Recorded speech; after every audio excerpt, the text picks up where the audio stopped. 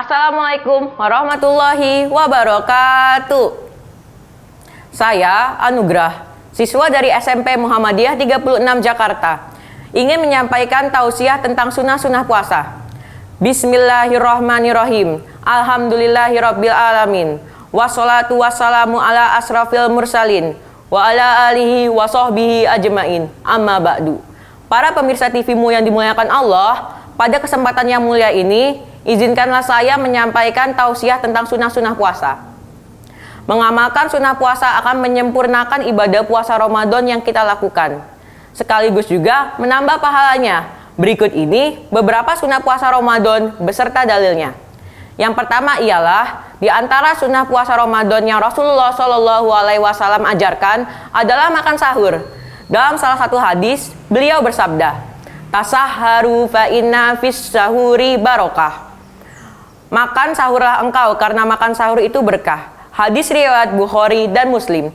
Said Sabiq dalam fikih sunnah menjelaskan, hal yang menyebabkan berkahnya sahur adalah karena ia menguatkan orang yang berpuasa, menggiatkan, dan memudahkannya.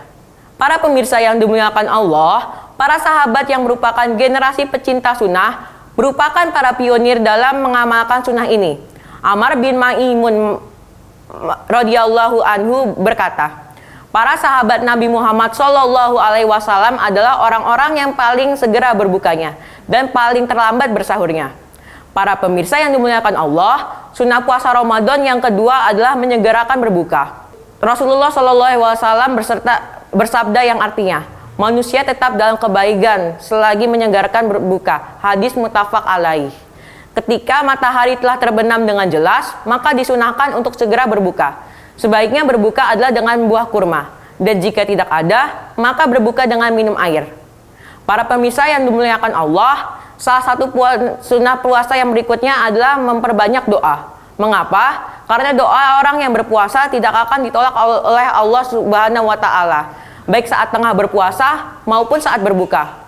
Rasulullah SAW bersabda yang artinya, 3 orang yang tidak tertolak doanya, imam yang adil, orang yang puasa sampai berbuka. Para pemirsa yang dimuliakan Allah, di antara sunnah puasa berikut adalah sholat tarawih, sebuah ibadah sunnah muakkadah yang tidak bisa kita jumpai di bulan yang lain.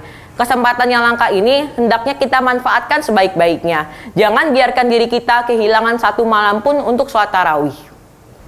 Dari Abu Hurairah, ia berkata, sesungguhnya Rasulullah SAW, barang siapa yang sholat dalam malam pada bulan Ramadan karena iman dan mengharap pahala dari Allah, maka ia akan diampuni dosa-dosanya yang telah lalu. Hadis riwayat Muslim. Para pemirsa yang dimuliakan Allah, sunnah lainnya pada bulan Ramadan yang berikutnya adalah tadarus Al-Quran.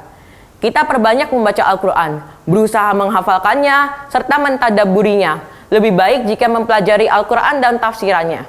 Dari Ibnu Abbas, ia berkata, Rasulullah SAW adalah orang yang paling dermawan, dan kedermawanannya memuncak pada bulan Ramadan, ketika Jibril menemuinya, dan Jibril menemuinya setiap malam untuk tadarus Al-Quran.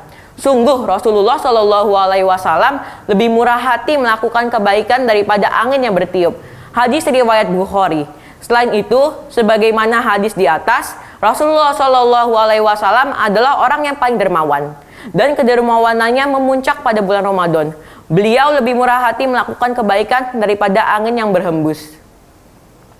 Para pemirsa yang dimuliakan Allah, mari kita teladani kedermawanan Rasulullah di bulan Ramadan.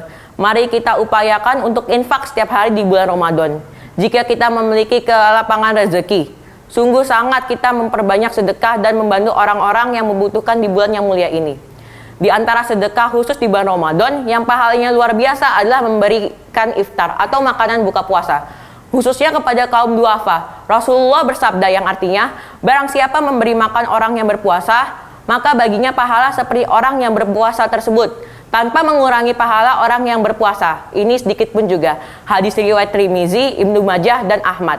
Para pemirsa yang dimuliakan Allah, yang terakhir, sunnah puasa Ramadan yang kadang terlupakan sebagian kaum muslimin pada masa ini adalah itikaf. Pada 10 hari terakhir Ramadan, 10 hari terakhir merupakan puncak dari Ramadan. Namun, lebih banyak orang yang menggunakan waktu itu untuk persiapan lebaran dengan belanja, persiapan mudik, dan sebagainya. Sangat bertolak belakang dengan apa yang dilakukan oleh Rasulullah Shallallahu Alaihi Wasallam dan para sahabatnya.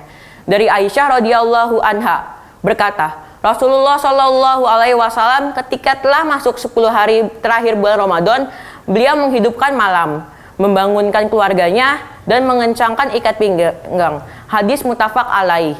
Para pemirsa yang dimuliakan Allah, demikian beberapa sunnah puasa Ramadan beserta dalilnya. Semoga memotivasi kita untuk semakin menyempurnakan puasa kita di bulan Ramadan yang mulai ini. Demikian tausiah yang bisa saya sampaikan, semoga bermanfaat. Wabillahi taufiq wal hidayah. Wassalamualaikum warahmatullahi wabarakatuh.